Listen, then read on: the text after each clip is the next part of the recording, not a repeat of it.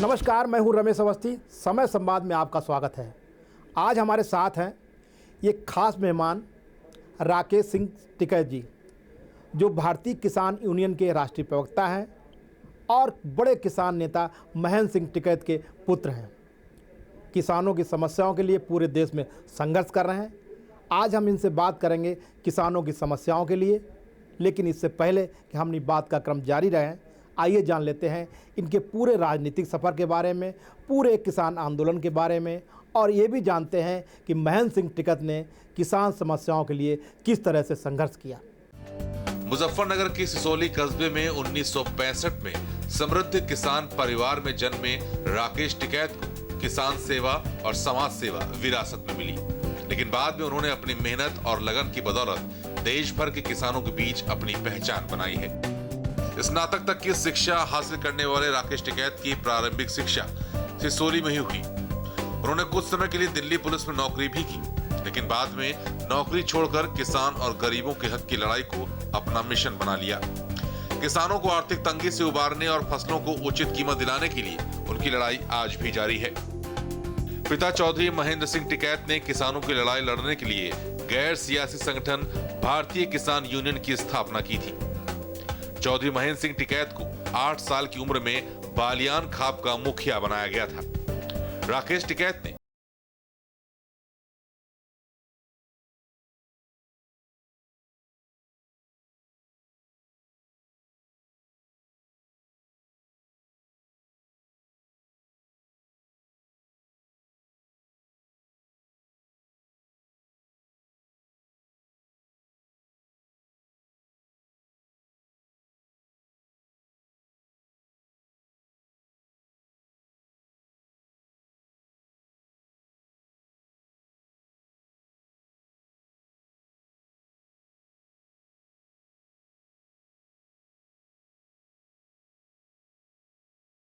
को सरकारें अहमियत देती रही हैं। वो गरीब बच्चों की पढ़ाई और खिलाड़ियों को प्रोत्साहित करने के लिए आर्थिक सहायता भी करते हैं।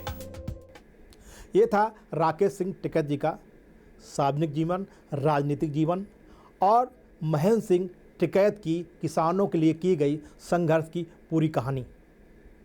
राकेश सिंह जी, समय संवाद में आपका बहुत बहुत स्वागत है।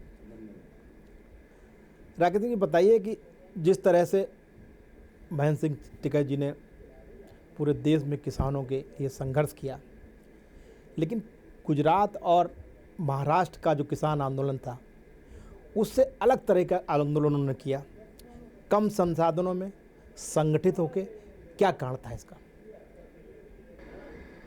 यहाँ पे किसानों की जो समस्याएं थी,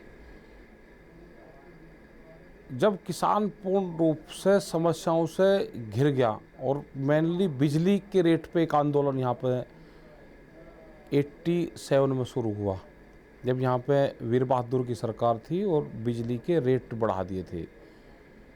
किसानों की दयनीय स्थिति ठीक नहीं थी और वो बिल देने में असमर्थता उन्होंने जताई। उस पर लोग इकट्ठे हुए यहाँ पे और उसी पे आंदोलन होते रहे। एक बड़ा रूप किसानों ने लिया और वहाँ पे फिर हालात ये हुई, शामली एक जगह थी मुजफ्फरनगर डिस्ट्रिक्ट में, वहाँ से इस आंदोलन की शुरुआत हुई। बिजली के मुद्दे से शुरू होकर फिर जो भी किसानों की समस्या थी सब वहाँ पे उस प्लेटफार्म पर आए, अब अपनी बातें बताई और ये लगा कि किसानों पे बहुत बड़ा अत्याचार हो रहा है। और वीर बहादुर की सरकार ने फिर वो बढ़े हुए बिल वापसी लेने उसको पड़े, जब कई लाखों की संख्या में वहाँ पे लोग इकट्ठे हुए और वहाँ से इसी आंदोलन की इसकी शुरुआत हुई। चौधरी चरण सिंह की विरासत के रूप में चौधरी अजीत सिंह माने जाते थे, लेकिन किसानों ने अजीत सिंह को नहीं अपनाया और महेंद्र सिंह टिकैत को अपनाया और उनके बैनर के तले अपने आंदोलन किए। क्या ऐसा रहा चौधरी साहब में, यानी टिकैत साहब में, कि उन्होंने सभी किसानों को अपनी तरह आकर्षित किया? देखो, टिकैत साहब क्या थे कि वो खेत में काम भी करते थे, जो किसानों की भाषा थी उसी भाषा में बातचीत करते थे, उन्हीं के बीच में रहते थे, उन्हीं की तरह का उनका खान पीन था, कपड़े उन्हीं के तरह के थे। वे आंदोलन भी करते थे, लेकिन वे उन्हीं की तरह रह के आंदोलन करते थे। तो उनको ये लगता था कि ये हमारे ही हैं। वे गांव में रहते थे, खेत में काम किया और फिर आंदोलन भी किया। तो एक दूसरे से जुड़ाव था उनका, पूर्ण रूप से उन्हीं के बीच में रह के उनने पूरा आंदोलन चलाए, उन्हीं की भाषा में बात करते थे। तो पूर्ण रूप से उन लोगों को ज़्यादा विश्वास टिकैत साहब पर था। जहाँ तक चौधरी अजीत सिंह जी की बात है, अजीत सिंह जी वो पॉलिटिकल उस पर उन्होंने लड़ाई लड़ी। राकेश सिंह जी, आज आप चौधरी साहब की विरासत संभाल रहे हैं, उनके आंदोलनों को जो उन्होंने जनता के लिए हितों में किए थे वो भी आप देख रहे हैं। लेकिन उस समय और इस समय की भारतीय किसान यूनियन की अगर बात की जाए तो उस समय चौधरी साहब के नाम पे लाखों किसान इकट्ठा हो जाते थे, जैसा कि आपने भी कहा। और आज अगर आप आंदोलन के लिए कोई बात करते हैं तो मुझे लगता है संख्या वो हज़ारों में होती है। तो ऐसी क्या गिरावट आई? कई हज़ारों में होती है। अभी 18 तारीख में हमारी मीटिंग है सिसोली में, पंचायत रखी है, तो वहाँ पर लाखों आदमी आएंगे। जब जितनी ज़रूरत होती है उतने आदमी आते हैं। हमने इसी साल 1 फरवरी को रास्ते जाम किए थे, ये 16 स्टेट में थे और यहाँ पे भी जाम किए हमने। पूरा उत्तर प्रदेश जाम था और लगाए तो करीब 25-30 लाख आदमी सड़कों पर था। तो जब जितनी ज़रूरत होती है उतने लोग आते हैं और अपनी बात सरकारों को कहते हैं। और वो नहीं रहे कि किसान अपनी बात कह रहा और सरकारें लाठीचार्ज कर रही। आज वो बात सुनती हैं, हम तर्कवाइज अपनी बात कहते हैं कि ये गलत है और आप इसको सही करो। राकेश सिंह जी, पहले के आंदोलनों का जो स्वरूप था और अब जो आंदोलनों का स्वरूप है उसमें कुछ बदलाव आया है? बदलाव आया है इसमें। क्या बदलाव आया? पहले के जो आंदोलन थे उस टाइम पे खबरें जो आती थी वो सिर्फ प्रेस के माध्यम से आती थी, पेपर से। तो एक खबर आ गई, हमने देखा कि जब आंदोलन 87 में शुरू हुए तो 1-2 ही पेपर होते थे। अमर उजाला 2 पेज का पेपर होता था, दैनिक जागरण था, तो ये थे। इलेक्ट्रॉनिक मीडिया नहीं थी, दूरदर्शन होता था या BBC से वो न्यूज़ सुनते थे, आते थे। आज दूसरा वो आ गया, लोगों के पास में संसाधन बहुत हो गए और एक खबर दूर तक, बहुत दूर तक थोड़ी सी खबर भी चले जाती है। तो लोगों को ये लगता है कि जहाँ हम बैठे हुए हैं हमको यहाँ खबर मिल जाती है। पहले होता था कि खबर वहाँ पे जाते थे कि क्या हो रहा होगा। आज वहाँ बैठे बैठे उनको व्हाट्सएप चल के, सोशल मीडिया के माध्यम से, आज अगर वो घर में भी बैठा है तो अपना ही खुद का लाइव वो टेलीकास्ट वहाँ देख सकता है। तो ये एक बड़ा अंतर आया है। भारतीय किसान यूनियन जब टिकैत साहब के ज़माना में जो स्वरूप हुआ करता था, उस स्वरूप में क्या जो वर्तमान किसान यूनियन है उसका स्वरूप कुछ बड़ा हुआ है, कुछ उसमें चेंजिंग हुई है, या उसका क्या बदलाव हुआ है? नहीं, पहले टेक्निकल जो बातें होती थी या ऑफिसों में कैसी काम होगा उसकी जानकारी नहीं होती थी। हमने जो कह दिया, अधिकारियों ने कोई कह दिया और सरकार से बात कर ली तो अपना विश्वास कर लिया। आज पूर्ण रूप से हम टेक्निकल एडवाइज़र हैं हमारे पास, हम भी पूरी जानकारी रखते हैं और पूरी दुनिया में क्या हो रहा है, हमारे कृषि पे क्या प्रभाव पड़ेगा उसकी जानकारी हम रखते हैं। सरकारों को जानकारी देते हैं, WTO में क्या होगा, FTA में क्या होगा, सरकार क्या करेगी, हमें सब नॉलेज है। सरकार अगर किसानों के खिलाफ करेगी, अगर वे FTA में जा रहे, WTO में जा रही सरकार, यहाँ से वार्ता करने जा रही, तो हमको पता रहता है, सरकारों को पहले बता देते हैं कि अगर आपने किसानों के खिलाफ काम करा तो हम आपका यहाँ पे इलाज करेंगे, आपके खिलाफ प्रदर्शन करेंगे और यहाँ की जनता को आपको बताएंगे। तो आज ये जानकारी, लेटेस्ट जानकारी रहती है हमारे पास में, क्योंकि सब मीडिया के माध्यम से हम पढ़ते हैं। हमारे साथ में उस तरह के संगठन काम करते हैं जो सारी चीज़ों की जानकारी हमको देते हैं। हम पब्लिक को ये बताते हैं, जैसे GMPA भी आ रहा है और महाराष्ट्र की, जहाँ तक जैसे आपने बीच में बात करी थी, महाराष्ट्र में BT कॉटन सबसे पहला आया और सबसे ज़्यादा किसानों ने आत्महत्या वहीं करी। तो हमको ये जानकारी है, जैसे अभी ये सरसों में लेकर आना चाह रहे हैं, GM सरसों लेकर आना चाह रहे हैं, तो ये हानिकारक है। इस तरह की जानकारी हम पब्लिक को देते हैं कि आपके खिलाफ ये षड्यंत्र रची जा रही है सरकारें और इनसे आपको सचेत रहना। तो ये लेटेस्ट जानकारी हमको रहती है। यहाँ पर लेते हैं हम छोटा सा ब्रेक। ब्रेक के बाद फिर हाजिर होते हैं। राकेश सिंह टिकैत से हमारी बातचीत का सिलसिला जारी रहेगा।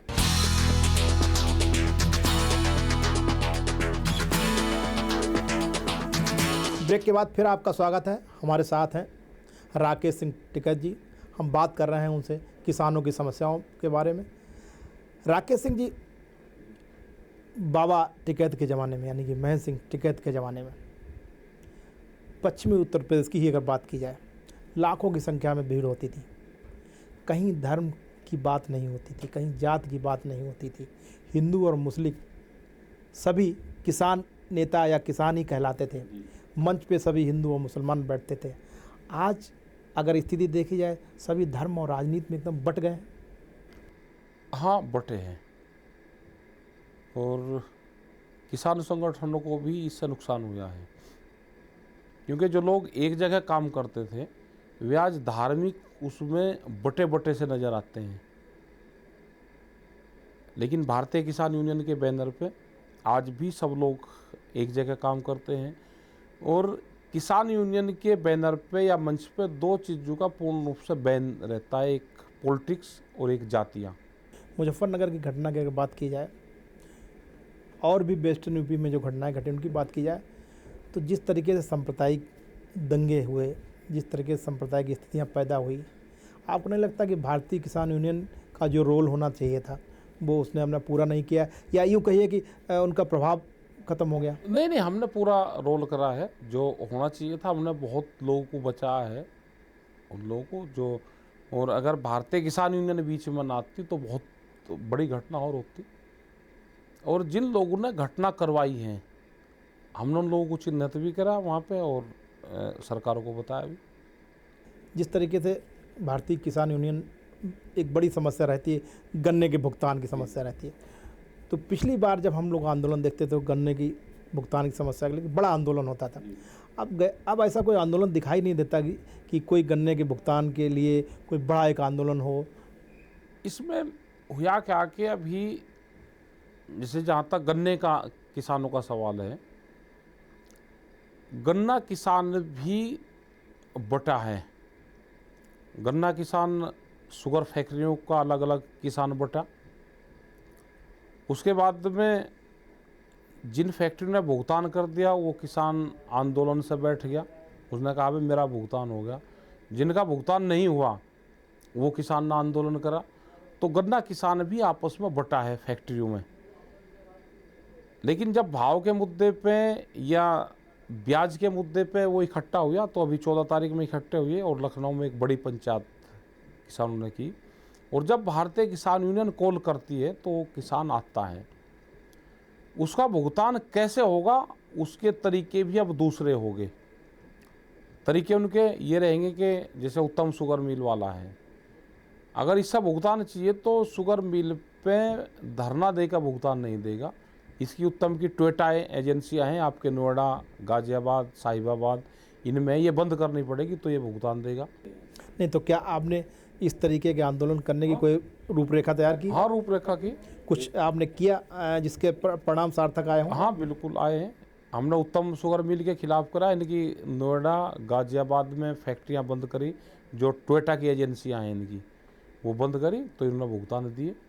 अभी प्रदेश में कितना बकाया है गन्ना किसान? करीब 4-5 हज़ार करोड़ रुपए के ब्याज समेत हमारा अभी बकाया है। उसके लिए भारतीय किसान यूनियन क्या कर रही है? भारतीय किसान यूनियन उसके लिए कर रही है कि जो फैक्ट्रियां नहीं दे रही उन फैक्ट्रियों को गन्ना नहीं हम देंगे, और दूसरी फैक्ट्रियां जो हमारा भुगतान ठीक कर रही है उनको वो गन्ना डाइवर्स करा जाए।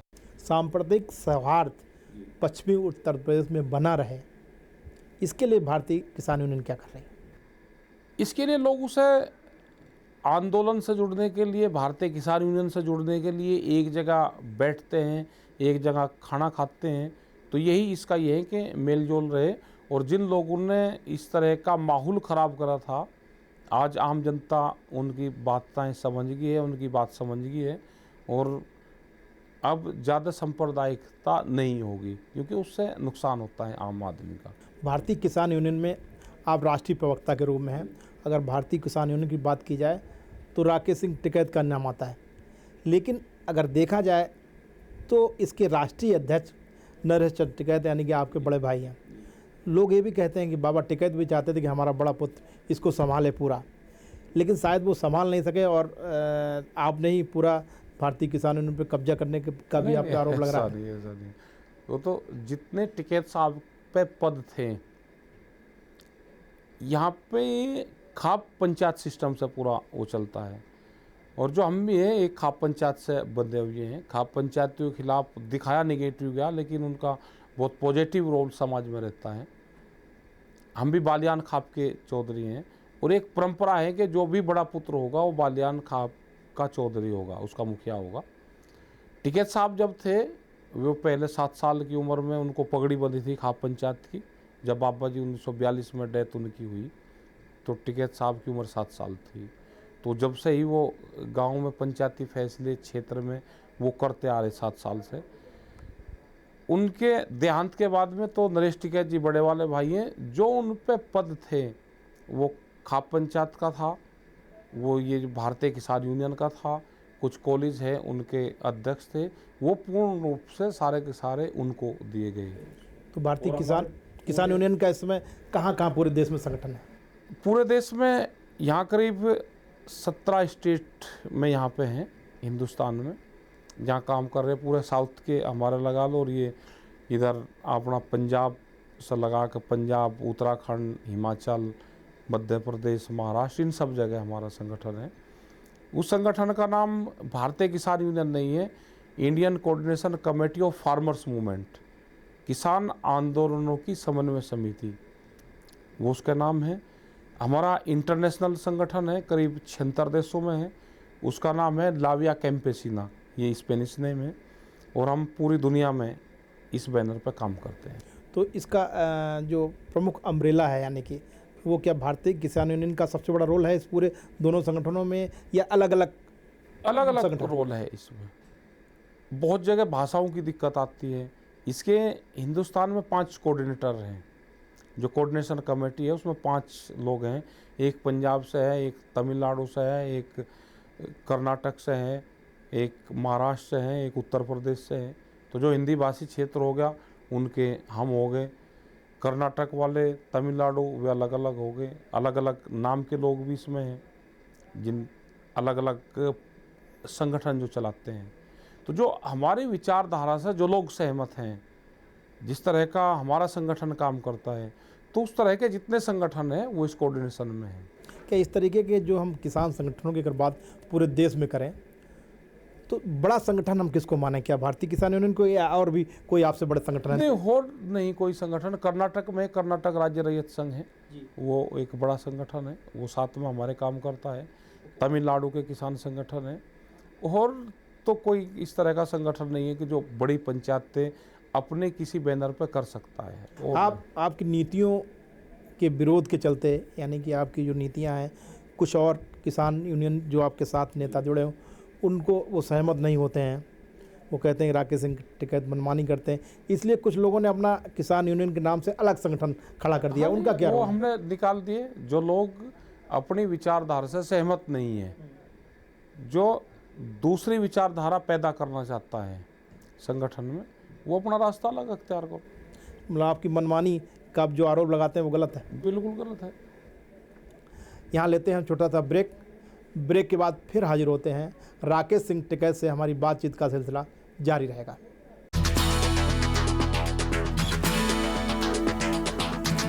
ब्रेक के बाद फिर आपका स्वागत है। हमारे साथ हैं राकेश सिंह टिकैत जी। राकेश सिंह जी, भारतीय किसान यूनियन अराजनीतिक संगठन है, कोई राजनीतिक संगठन नहीं है, फिर भी लोगों का कहना है कि आपकी महत्वाकांक्षा ने इसको राजनीतिक बना दिया, और आप खतौली से और अमरोहा 2 जगह से आरएलडी के चुनाव चिन्ह पे चुनाव लड़े हैं। भारतीय किसान यूनियन नॉन पॉलिटिकल थी और है और रहेगी। राकेश टिकैत चुनाव लड़े, भारतीय किसान यूनियन नहीं लड़ी। पहले वाला चुनाव हम इंडिपेंडेंट लड़े, इससे रिजाइन करके लड़े। दूसरे वाला चुनाव आरएलडी से लड़े। एक चुनाव का माहौल था, हमने रिजाइन किया और फिर लड़े उससे। और देश में हर आदमी, चाहे भारतीय किसान यूनियन हो, कहीं न कहीं जब वोट डालता है तो पॉलिटिकल बन जाती है। पॉलिटिकल प्लेटफॉर्म वो है कि अगर हम भारतीय किसान यूनियन को पूर्ण रूप से चुनाव में उतारें, वो पहले भी नॉन पॉलिटिकल थी, आज भी है और रहेगी, उसका एक पूरा संविधान है। बाबा टिकैत लोगों के समर्थन की अपील कर देते थे और लोग जीत जाते थे, और आप दोनों चुनाव बुरी तरीके से हार गए। वोटरों को ये नहीं पता था कि हमको वोट किसको देनी। वो एक पूरा माहौल बनाया जाता है चुनाव का, और हम जिस पृष्ठभूमि से हैं, जो हम काम करते हैं, उसका चुनाव था ही नहीं। किसान के इशू पर चुनाव नहीं था। अगर किसान के उस पर चुनाव होता तो हम जीतते। जब देश में चुनाव ही किसान के इशू पर नहीं था तो हम कहाँ से जीतते, हमारा वो माहौल था ही नहीं। अब तमाम पार्टियां, सबको किसान की याद आ रही है। कोई खाट पंचायत किसानों के लिए कर रहा है, कोई और समस्याओं के लिए लड़ाई लड़ रहा है, कोई किसानों की समस्याओं के लिए यात्राएं निकाल रहा है। आपको क्या लगता है, ये सिर्फ चुनावी स्टैंड है या वास्तव में राजनीतिक दल किसानों के हित की बात करते हैं? देखो, किसानों के हित की कोई बात नहीं कर रहा पूर्ण रूप से, कि कैसे हमको वोट मिल जाए।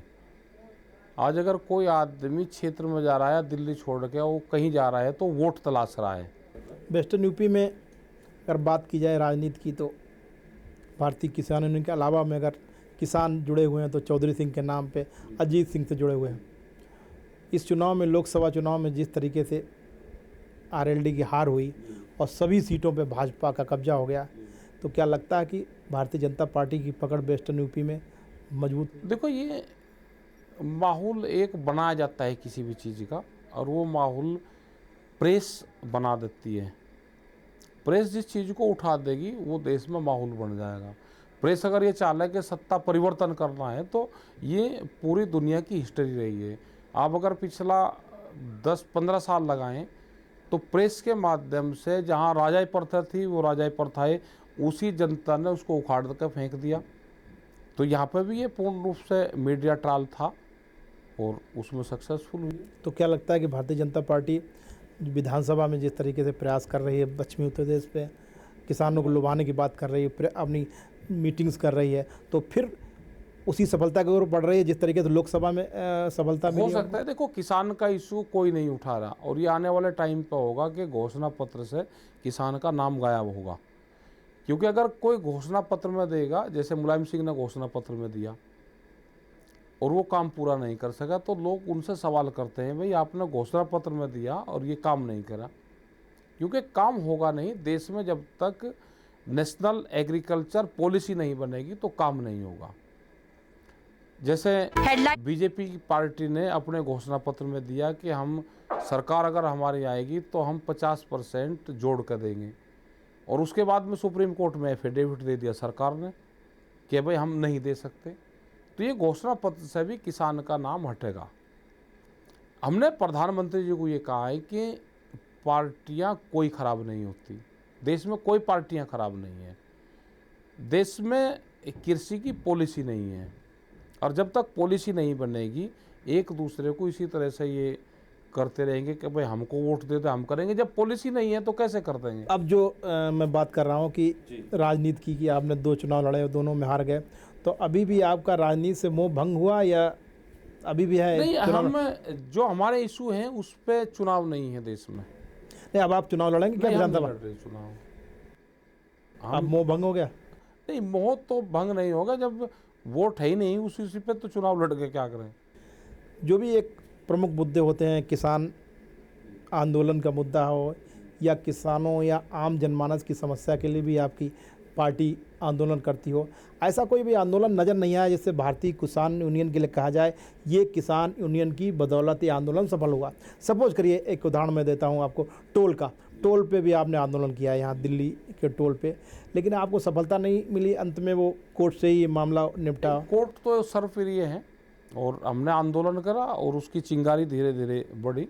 नहीं तो पहले टोल पे गुंडे रखते थे ये, आज वो पूर्ण रूप से ख़त्म हो गया। हमने 27 दिन तक मेरठ टोल को फ्री चलवाया, 37 दिन। उसके बाद में 12 टोल देश में और फ्री चले उसी टाइम पे, और हमने कोई तोड़ फोड़ नहीं करी। हमने उसको फ्री चलवाया कि पेमेंट नहीं देंगे, हम बैठ गए वहाँ पे। डीएनडी टोल भी हमने फ्री करवाया, बहुत बार फ्री करवाया, और इस पर बहुत लोग अब भी निकलते थे। तो जो एक गुंडागर्दी थी वो पूर्ण रूप से ख़त्म हुई।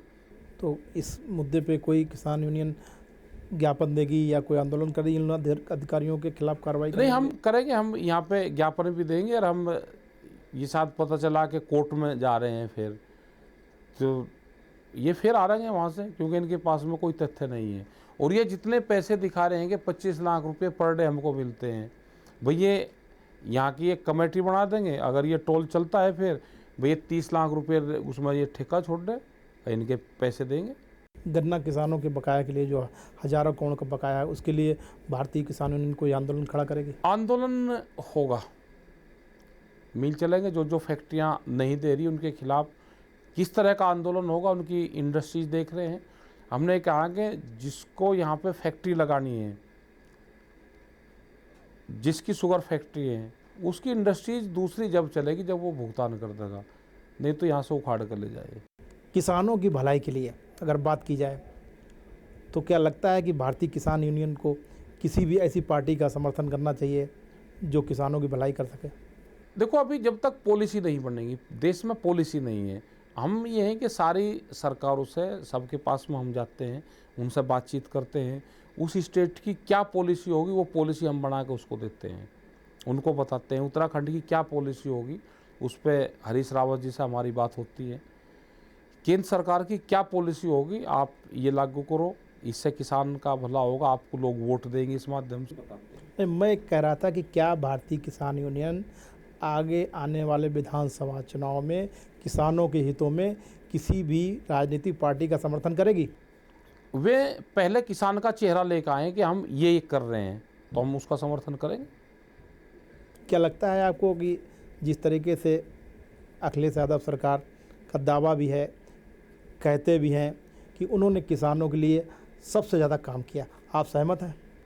नहीं, वो तो इतने काम तो सभी लोग करते हैं, जब सरकार में बैठे तो काम तो वही करेंगे, लेकिन नहीं हो यार, देश में पॉलिसी नहीं है। जब तक पॉलिसी नहीं होगी, उसके लिए अलग से फंड नहीं होगा, तो कुछ नहीं हो सकता।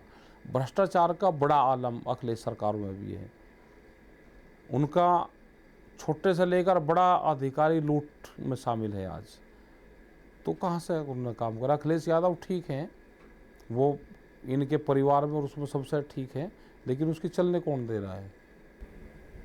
आप भी उसकी बेबसी पे चिंतित हैं? नहीं, हम तो है, हमने कभी, हम युवा को कभी हम वो नहीं करते हो, चाहे कोई किसी भी उसमें हो, जो आदमी ठीक काम करेगा उसको करे। आप एज मुख्यमंत्री है, उनको अच्छा आदमी मानते हैं? नहीं, मैं अच्छा हूँ, अखिलेश से अच्छा है, जो उसको कहते हैं तो वो करता भी है।